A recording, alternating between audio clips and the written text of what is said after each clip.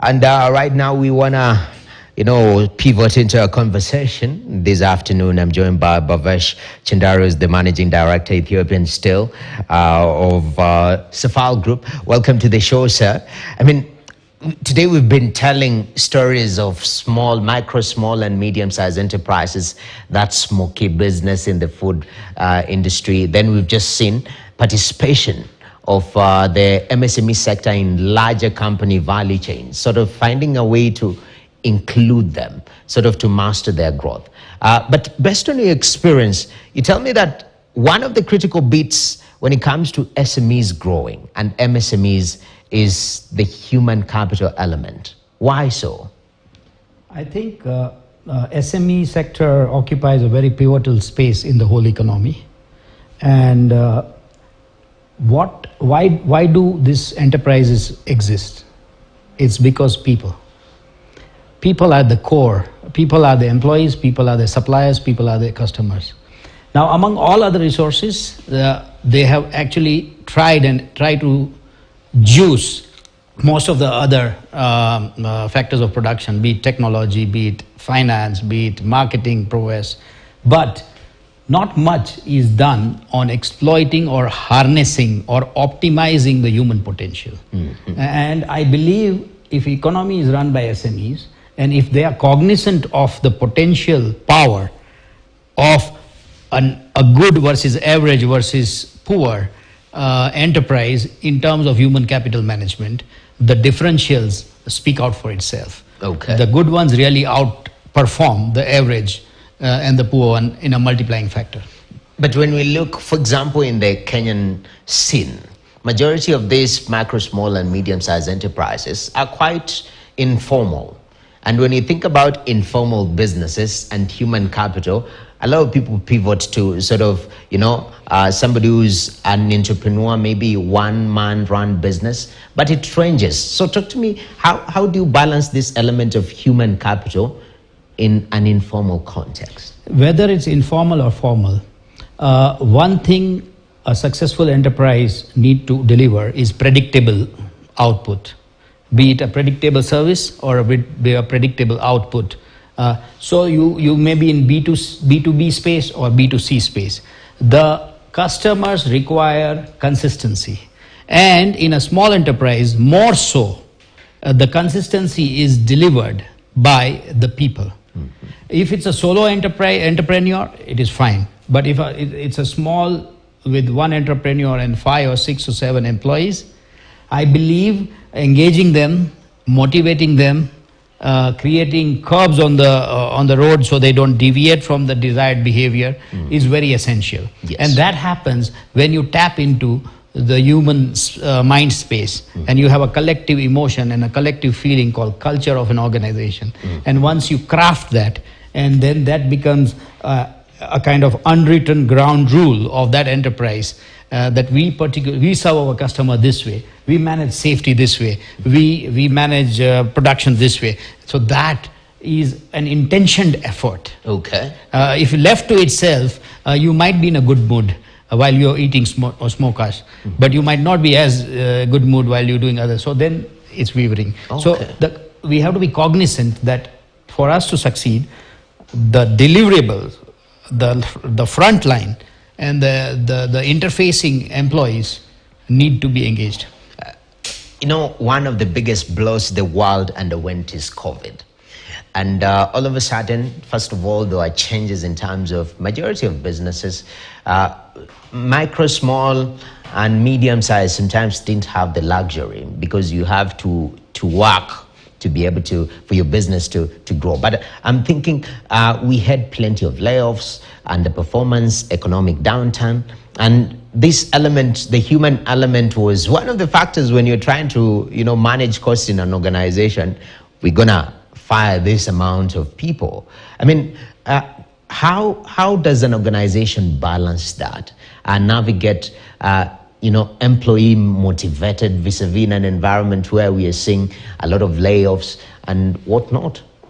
I agree. COVID was a black swan event, and if we do not learn and implement what we went through during that phase, then we are wasting an opportunity.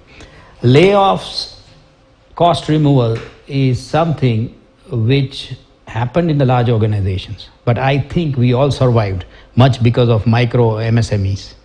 They delivered food, they took us from here to there, they were intermediary suppliers, they were caregivers. So I believe we sustained thanks to the resilience of these owners, these small people who rescued the whole humanity and delivered. Okay. Now, cost cutting and waste removal, it requires different prism. If you look at humans as costs, then you lose the battle before playing it. There are certain activities that humans may indulge, which are wasteful of nature. Those could be eliminated, but not the whole human. You understand? So we must look at the organizational practices even in MSCs, that what is value adding, what serves customer, what will customer pay for. Those things are the core to the business, and we must focus and we must deliver. The other frills and fancies, when push comes to shove, we must probably attend and remove it. Yes. So it is what they do is wasteful. You need to have the prisms to look at and then eliminate those things. Okay. Human per se. And the more people get out of the job by layoff, your demand tomorrow as a whole economy at macro level goes down. Yes. So it is in our interest to have this wheel spinning. That's very important. I mean, Bhavesh, you run Ethiopian Steel, which is a mega company. Come to think of it, but based on your experience, because there is this popular phrase in the Kenyan market, yeah, our SMEs don't live to see their 5th birthday. A huge percentage of them. Are there things that, as a micro SME, as it hopes to turn to small and thereafter medium, that they need to be careful in this growth so that they don't sort of stumble and fall? Yes. See, an entrepreneur is passionate about solving some problems. With that view, to serve the underserved customers, they wage a war against the existing industry and they come out with a new value proposition. So they are very upbeat, passionate about the idea, and they deliver. Quite often they succeed. And when they succeed, what happens? They grow. So when they succeed and when they grow, what happens is the nature of business delivery goes up.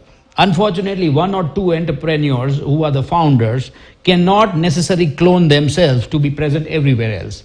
So then they have to develop organization, they have to develop systems, they have to rely on people.